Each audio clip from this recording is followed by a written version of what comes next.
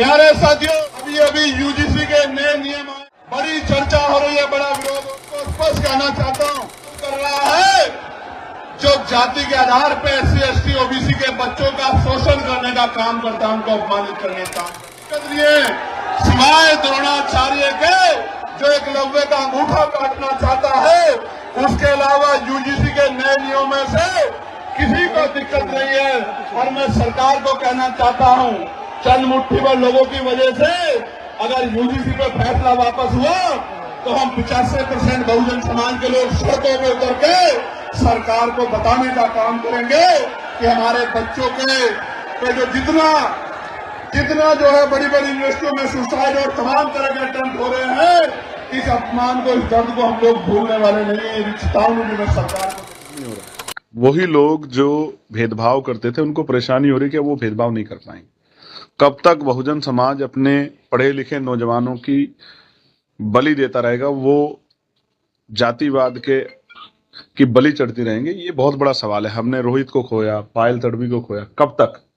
ये तो बहुत दिन पहले होना चाहिए था, देर से हुआ। मैं स्पष्ट रूप से कहना चाहता हूं, अगर किसी भी दबाव में सरकार ने 1 इंच भी पैर पीछे हटाने की कोशिश की तो हम आगे किसी रोहित वेमुला की जान ना जाए, पायल तडवी की, तो हम 85% कमजोर वर्ग के लोग, SC ST BC के लोग, हम लोग सड़कों पर उतर के इसका विरोध करेंगे। हम किसी कीमत पे अब अपने बच्चों को हायर एजुकेशन सेंटरों में बढ़ने नहीं देंगे। ये बात मैं सरकार को बताना चाहता हूं। अब इस देश में द्रोणाचार्य के द्वारा एकलव्य का अंगूठा नहीं कटेगा। ये बहुत दिन तक चलता रहा। अभी तो इतने कानून बने हुए हैं, इन्वेस्टिगेशन होती है, सब कुछ होती है। जब आपको अपराधी नहीं कर रहे तो कैसे आपके खिलाफ हो जाएगा? आप किसी पे अपमानजनक टिप्पणी मत करो। एक तरफ आप अपमानजनक टिप्पणी करोगे, ऊपर से आप ये भी सोचते हो किसी को मानसिक प्रताड़ना तो आप पे कार्रवाई ना हो। ऐसा कैसे सोच रहे हो आप लोग? ये गलत है। इसलिए जो इसका विरोध कर रहा, मैं ये कमेटी सिर्फ दलितों की कमेटी ने नहीं वो किया, उसमें तमाम लोग थे, तमाम जिम्मेदार नेता थे जिन्होंने बनाए। यूजीसी कमेटी थी, एक विस्तृत कमेटी थी, सब लोगों ने सोच समझ के कानून बनाए। तो स्पष्ट है, इसका विरोध का मतलब है कि वो संविधान में आस्था रखते हैं और समतामूलक समाज के विचार में भी आस्था रखते हैं। वो आज भी इन वर्गों के बच्चों का उत्पीड़न करना चाहते हैं, वो हम होने नहीं देंगे। यूपी में शंकराचार्य को लेकर साधु संतों ने मोर्चा खोल लिया है, तमाम विरोध भी हो रहा है, शंकराचार्य का भी विरोध हो रहा है कई जगह पर। आप कैसे रिएक्ट करते हैं? देखिए, मैं तो एक बात जानता हूं, मैं संविधानवादी व्यक्ति हूँ। संविधान में आर्टिकल 25-26 धार्मिक आयत देता है, और क्योंकि शंकराचार्य जी हमेशा कई बार उनके द्वारा बाबा साहब अम्बेडकर के खिलाफ भी इस तरह की बात कही गई, कई बार जो है उनके क्योंकि वो मनुस्मृति को मानते हैं, वो वर्ण व्यवस्था को मानते हैं। हम लोग इनसे परे हैं, हम लोग संविधान को मानते हैं, हम संविधानवादी लोग हैं, मानवतावादी लोग हैं। हम लोग वर्ण व्यवस्था को नहीं मानते कि कोई जन्म से जो है ऊंचा और कोई जन्म से नीचा हो सकता है। कर्म के आधार पर तो हो सकता है, जैसे कर्म आदमी करेगा, लेकिन फिर भी लाख असहमति के बाद भी संविधानवादी होने के नाते, क्योंकि डॉक्टर बाबा साहब अम्बेडकर ने कहा कि जिनको लगता है मैंने सिर्फ एक जाति के लिए काम किया, वो एक बार संविधान को पढ़े तो उनको एहसास होगा कि मैंने हर व्यक्ति को आजादी और बराबर की हिस्सेदारी के अवसर दिए संविधान। उसी आधार पे महापुरुषों को मानने वाले मानवतावादी विचार के आधार पे जो वहां हुआ प्रयागराज में, मैं उसको गलत मानता हूं। इसलिए मैंने स्पष्ट कहा कि सरकार ने गलत किया, सरकार को माफी मांगनी चाहिए।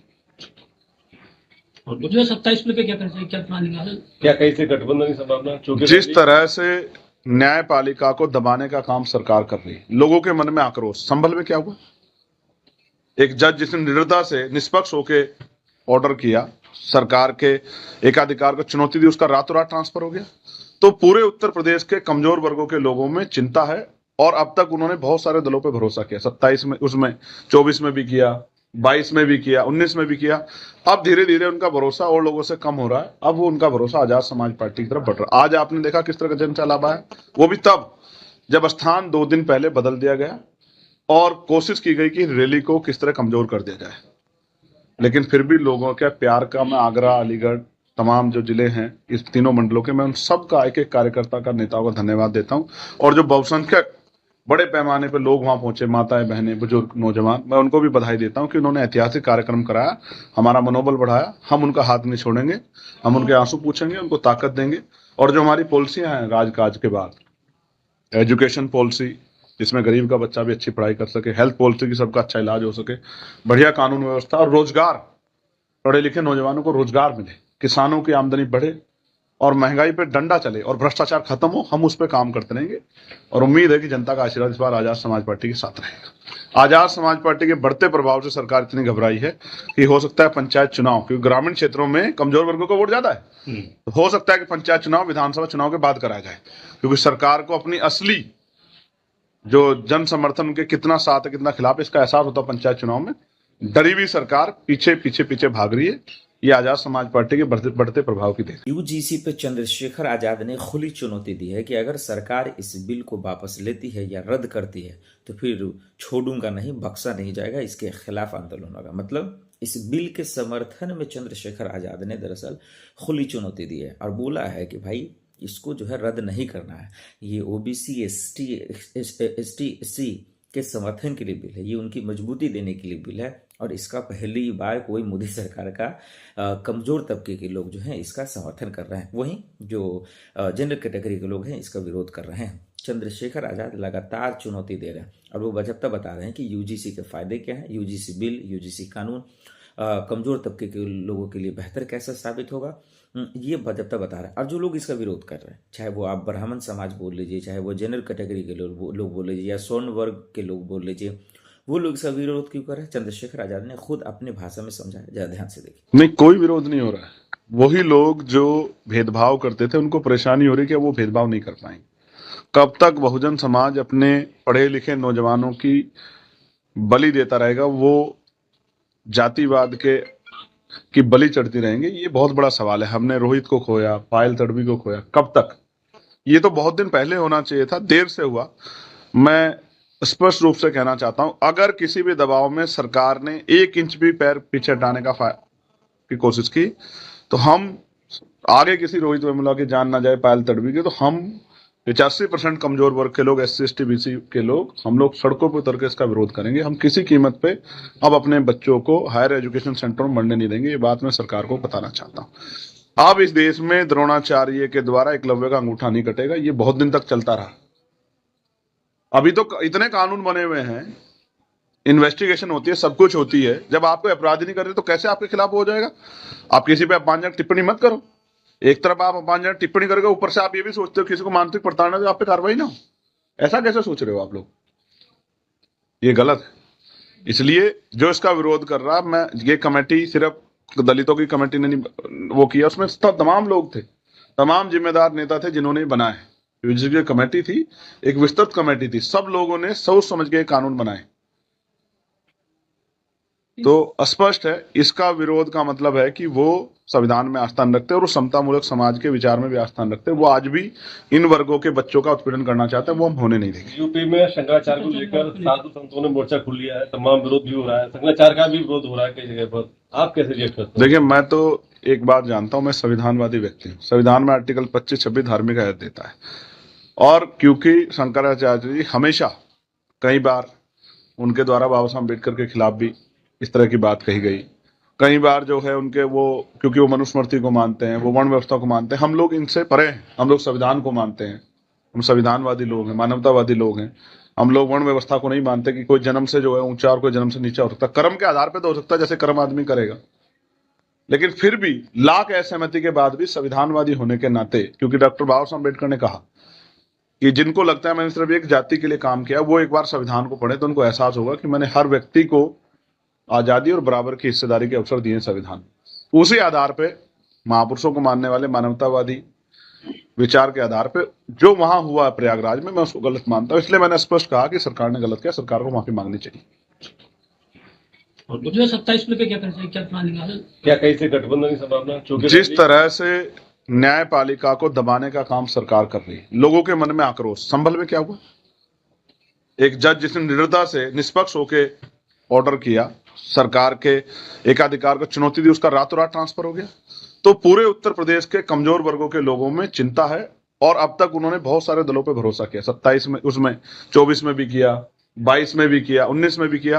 अब धीरे धीरे उनका भरोसा और लोगों से कम हो रहा है। अब वो उनका भरोसा आजाद समाज पार्टी की तरफ बढ़ रहा है। आज आपने देखा किस तरह का जन सैलाब आया, वो भी तब जब स्थान 2 दिन पहले बदल दिया गया और कोशिश की गई कि रैली को किस तरह कमजोर कर दिया जाए। लेकिन फिर भी लोगों के प्यार का, मैं आगरा, अलीगढ़, तमाम जो जिले हैं इस तीनों मंडलों के, मैं उन सब का एक एक कार्यकर्ता का, नेताओं का धन्यवाद देता हूं। और जो बहुसंख्यक बड़े पैमाने पर लोग वहां पहुंचे, माताएं, बहनें, बुजुर्ग, नौजवान, मैं उनको भी बधाई देता हूं कि उन्होंने ऐतिहासिक कार्यक्रम कराया, हमारा मनोबल बढ़ाया। हम उनका हाथ नहीं छोड़ेंगे, हम उनके आंसू पूछेंगे, उनको ताकत देंगे। और जो हमारी पॉलिसियां हैं राजकाज के बाद, एजुकेशन पॉलिसी जिसमें गरीब का बच्चा भी अच्छी पढ़ाई कर सके, हेल्थ पॉलिसी की सबका अच्छा इलाज हो सके, बढ़िया कानून व्यवस्था और रोजगार, पढ़े लिखे नौजवानों को रोजगार मिले, किसानों की आमदनी बढ़े और महंगाई पे डंडा चले और भ्रष्टाचार खत्म हो, हम उस पर काम करते रहेंगे।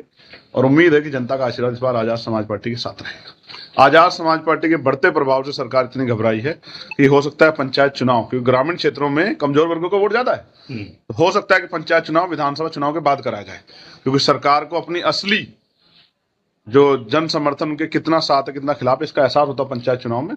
डरी हुई सरकार पीछे पीछे पीछे भाग रही है। ये आजाद समाज पार्टी के ब्राह्मण विरोधी अभियान जो प्रदेश सरकार में चलाया जा रहा है, और जो गत 2 सप्ताह की घटना अगर देखेंगे तो जो माघ मेले में मौनी अमावस्या का जो स्नान हुआ, इसमें हमारे जो शंकराचार्य जी थे, जो ज्योतिष पीठ से ज्योतिष मठ के श्री अवय मुक्तेश्वरानंद जी महाराज, उनके बटुक शिष्यों के साथ जिस तरीके से जो चोटी पकड़ के, जो ब्राह्मण समाज का जो चोटी और शिखा एक सांस्कृतिक धार्मिक प्रतीक है, उसका मान मर्दन किया गया। आप देखेंगे कितनी ही गंदे तरीके से चोटी पकड़ के बटुक जो शिष्य हैं, बटुक महाराज हैं, उनको घसीट के पीटा गया। कुछ जो वीडियोस हैं आप देखेंगे, बूढ़े सन्यासी, उनको जूतों चप्पलों से मारा गया, पैरों से मारा गया। आप अगर ये प्रशासन के लोग ही इस तरीके से जो अगर मैसेज देंगे तो समाज के जो दूसरे वर्ग हैं वो ब्राह्मण समाज पे कितना अत्याचार करेंगे, जब प्रशासन के लोग ही इस तरीके से अत्याचार कर रहे हैं। इसके अतिरिक्त जो दूसरा विषय था, उसमें जो यूजीसी का जो रेगुलेशन अभी आया है, जो 13 जनवरी का जो गजट है भारत सरकार का, उसमें सामान्य वर्ग के जो विद्यार्थी हैं, जो यूनिवर्सिटी में, उनको स्वघोषित अपराधी मान लिया गया है। उनके विरुद्ध समता समिति के माध्यम से शिकायत दर्ज कराई जाएगी। और आपके जो बेटे बेटियां हैं, यदि बेटी है तो उसका शारीरिक शोषण समता समिति के माध्यम से फर्जी शिकायतों का निस्तारण करने के दौरान किया जा सकता है। अगर आपका बेटा प्रतिभावान है तो कोई भी आप पे एक फर्जी शिकायत डाल सकता है और आपके पूरे बेटे का भविष्य बर्बाद कर सकता है। समता समिति के सदस्य जो उनका शोषण कर सकते हैं। इस पर सबसे बड़ी नाराजगी ये है कि जो हमारे समाज के जनप्रतिनिधि, जो हमारे तथाकथित, जो हमारे जातिगत जो माना जाता है, जो ब्राह्मणों के, जो अपने आप को समझते हैं ब्राह्मणों के नेता समझते हैं, वो लोग भी उस पर कुछ नहीं बोल रहे हैं। जो ब्राह्मण MP MLA कुछ नहीं बोल रहे हैं और चुप्पी साध के बैठे, जैसे वो किसी कॉर्पोरेट कंपनी के एम्प्लॉई हों। वो उनको लग रहा है कि किसी कॉर्पोरेट कंपनी के जो CEO होते हैं, जब तक उनको आदेश नहीं देंगे तब तक वो कुछ भी नहीं बोलेंगे। तो मैं तो अभी भी कहता हूँ, आपको अगर थोड़ी सी रीढ़ है, शर्म है, थोड़ा जमीर बचा है, तो मैं ब्राह्मण MP MLA से बोलता हूँ कि आप जो है रिजाइन दे दें तत्काल। सामान्य वर्ग इस समय जो है देश में अब भी जो भारतीय जनता पार्टी का जो करंट एस्टेब्लिशमेंट है उसके साथ नहीं है। सरकार अगर देखेंगे, आप जाएंगे तो इस समय अस्थिरता के माहौल में है। केंद्र एवं राज्य सरकार दोनों तरफ जो है सामान्य वर्ग केंद्र सरकार से अलग हो चुका है। अतः जो है सरकार अल्पमत में है। मैं चाहूँगा जो ब्राह्मण, कम से कम ब्राह्मणों में अगर थोड़ा ब्राह्मण MLA MP में जमीर बचा है तो तुरंत रिजाइन दे दे, त्यागपत्र दे दे और जनता के साथ खड़े हो जाएं।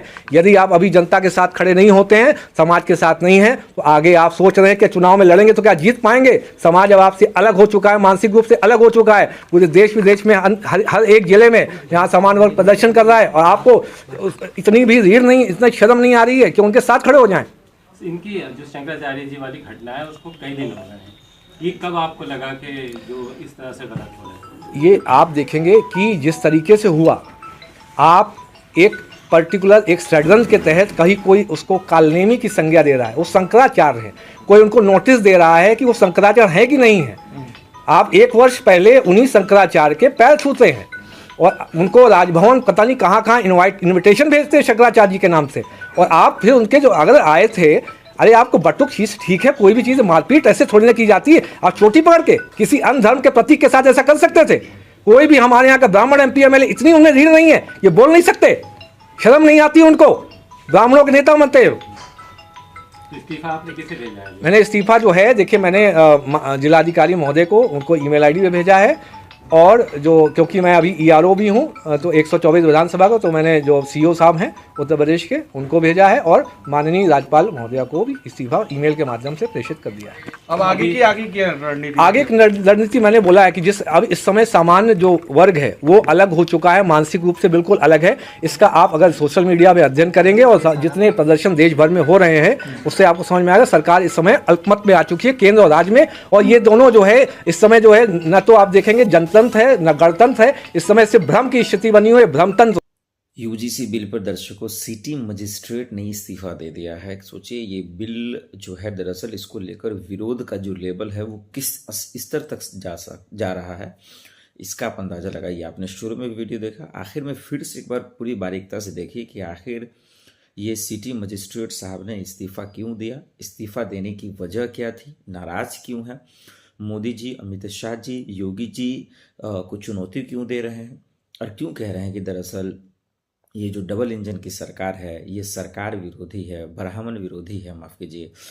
तो क्या यूजीसी बिल सरकार को भारी पड़ रहा है? क्या इसमें कोई बदलाव होगा क्या, या फिर ये रद्द होगा, वापिस होगा? ये तो खैर बात की बात है, लेकिन जो विरोध का लेवल है वो बहुत टॉप लेवल पे जा रहा है और लोगों की प्रतिक्रियाएं धीरे धीरे सामने आ रही हैं। सिटी मजिस्ट्रेट साहब क्या कह रहे हैं जरा ध्यान से सुनिए। अरसे से एक ब्राह्मण विरोधी अभियान जो प्रदेश सरकार में चलाया जा रहा है और जो गत 2 सप्ताह की घटना अगर देखेंगे तो जो माघ मेले में मौनी अमावस्या का जो स्नान हुआ उसमें हमारे जो शंकराचार्य जी थे, जो ज्योतिष पीठ ज्योतिष मठ के श्री अवि मुक्तेश्वरानंद जी महाराज, उनके बटुक शिष्यों के साथ जिस तरीके से जो चोटी पकड़ के, जो ब्राह्मण समाज का जो चोटी और शिखा एक सांस्कृतिक धार्मिक प्रतीक है, उसका मान मर्दन किया गया। आप देखेंगे कितनी ही गंदे तरीके से चोटी पकड़ के बटुक जो शिष्य हैं, बटुक महाराज हैं, उनको घसीट के पीटा गया। कुछ जो वीडियोस हैं आप देखेंगे बूढ़े सन्यासी, उनको जूतों चप्पलों से मारा गया, पैरों से मारा गया। आप अगर ये प्रशासन के लोग ही इस तरीके से जो अगर मैसेज देंगे तो समाज के जो दूसरे वर्ग हैं वो ब्राह्मण समाज पे कितना अत्याचार करेंगे जब प्रशासन के लोग ही इस तरीके से अत्याचार कर रहे हैं। इसके अतिरिक्त जो दूसरा विषय था उसमें जो यूजीसी का जो रेगुलेशन अभी आया है, जो 13 जनवरी का जो गजट है भारत सरकार का, उसमें सामान्य वर्ग के जो विद्यार्थी हैं जो यूनिवर्सिटी में, उनको स्वघोषित अपराधी मान लिया गया है। उनके विरुद्ध समता समिति के माध्यम से शिकायत दर्ज कराई जाएगी। और आपके जो बेटे बेटियां हैं, यदि बेटी है तो उसका शारीरिक शोषण समता समिति के माध्यम से फर्जी शिकायतों का निस्तारण करने के दौरान किया जा सकता है। अगर आपका बेटा प्रतिभावान है तो कोई भी आप पे एक फर्जी शिकायत डाल सकता है और आपके पूरे बेटे का भविष्य बर्बाद कर सकता है। समता समिति के सदस्य जो उनका शोषण कर सकते हैं। इस पर सबसे बड़ी नाराजगी ये है कि जो हमारे समाज के जनप्रतिनिधि, जो हमारे तथाकथित, जो हमारे जातिगत जो माना जाता है, जो ब्राह्मणों के, जो अपने आप को समझते हैं ब्राह्मणों के नेता समझते हैं, वो लोग भी उस पर कुछ नहीं बोल रहे हैं। जो ब्राह्मण MP MLA कुछ नहीं बोल रहे हैं और चुप्पी साध के बैठे, जैसे वो किसी कॉर्पोरेट कंपनी के एम्प्लॉई हो। वो उनको लग रहा है कि किसी कॉर्पोरेट कंपनी के जो CEO होते हैं, जब तक उनको आदेश नहीं देंगे तब तक वो कुछ भी नहीं बोलेंगे। तो मैं तो अभी भी कहता हूँ, आपको अगर थोड़ी सी रीढ़ है, शर्म है, थोड़ा जमीर बचा है, तो मैं ब्राह्मण MP MLA से बोलता हूँ कि आप जो है रिजाइन दे दें तत्काल। सामान्य वर्ग इस समय जो है देश में अब जो भारतीय जनता पार्टी का जो करंट एस्टेब्लिशमेंट है उसके साथ नहीं है। सरकार अगर देखेंगे, आप जाएंगे तो इस समय अस्थिरता के माहौल में है। केंद्र एवं राज्य सरकार दोनों तरफ जो है सामान्य वर्ग केंद्र सरकार से अलग हो चुका है। अतः जो है सरकार अल्पमत में है। मैं चाहूँगा जो ब्राह्मण, कम से कम ब्राह्मणों में अगर थोड़ा ब्राह्मण MLA MP में जमीर बचा है तो तुरंत रिजाइन दे दे, त्यागपत्र दे दे और जनता के साथ खड़े हो जाएं। यदि आप अभी जनता के साथ खड़े नहीं होते हैं, समाज के साथ नहीं हैं, तो आगे आप सोच रहे हैं कि चुनाव में लड़ेंगे तो क्या जीत पाएंगे? समाज अब आपसे अलग हो चुका है, मानसिक रूप से अलग हो चुका है। पूरे देश विदेश में हर एक जिले में यहाँ सामान्य वर्ग प्रदर्शन कर रहा है और आपको इतनी भी रीढ़ नहीं, इतना शर्म नहीं आ रही है कि उनके साथ खड़े हो जाएं। इनकी जो शंकराचार्य जी वाली घटना है उसको कई दिन हो गए हैं, ये कब आपको लगा कि जो इस तरह से गलत हो रहा है? ये आप देखेंगे कि जिस तरीके से हुआ, आप एक पर्टिकुलर एक षड्यंत्र के तहत कहीं कोई उसको कालनेमी की संज्ञा दे रहा है, वो शंकराचार्य है, कोई उनको नोटिस दे रहा है कि वो शंकराचार्य है कि नहीं है। आप 1 वर्ष पहले उन्हीं शंकराचार्य के पैर छूते हैं और उनको राजभवन पता नहीं कहाँ इन्विटेशन भेजते हैं शंकराचार्य जी के नाम से। और आप फिर उनके जो अगर आए थे, अरे आपको बटुक चीज ठीक है, कोई भी चीज़ मारपीट ऐसे थोड़ी ना की जाती है। आप चोटी पकड़ के किसी अन्य धर्म के प्रतीक के साथ ऐसा कर सकते थे? कोई भी हमारे यहाँ का ब्राह्मण MP MLA, इतनी उनमें रीढ़ नहीं है, ये बोल नहीं सकते, शर्म नहीं आती उनको? ब्राह्मणों के नेता बनते हो।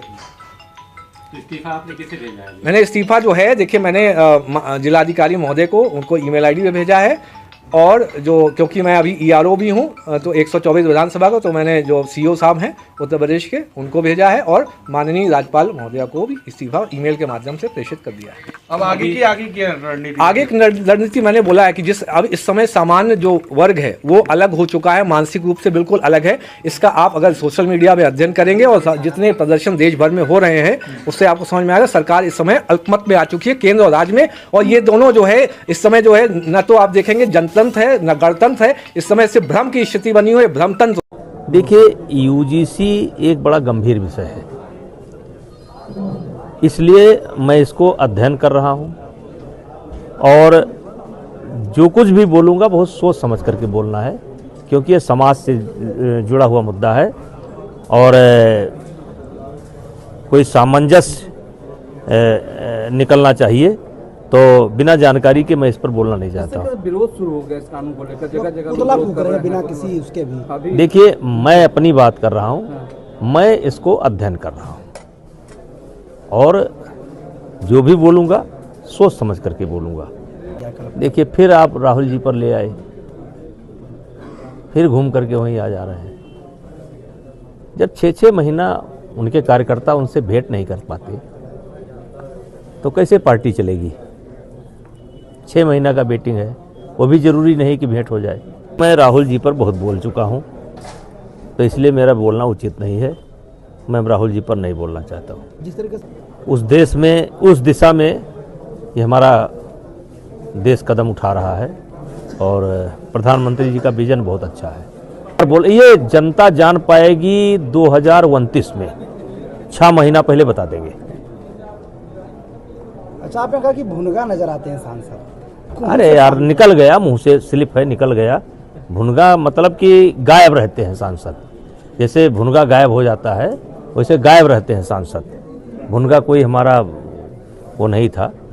ये कोई संत बता सकता है, ये कोई संत ही बता सकता है कि क्या परंपरा रही है, क्या परंपरा का उल्लंघन हुआ है, ये कोई संत ही बताएगा। आपके नजरिए से कैसे? नहीं, मेरी कोई नजरिया नहीं है। प्रशासन ने अपना काम किया है। अगर उनकी पुरानी परंपरा रही है, ऐसा होता रहा है, तो ये कोई संत बताएगा। UGC पर बृजभूषण शरण सिंह ने साफ शब्दों में कहा कि हम इसको पढ़ेंगे, बूझेंगे, फिर उसके बाद अपना ओपिनियन आपके सामने रखेंगे। हाँ, ये साफ दिख रहा है कि UGC पर बृजभूषण शरण सिंह बचते नजर आ रहे हैं।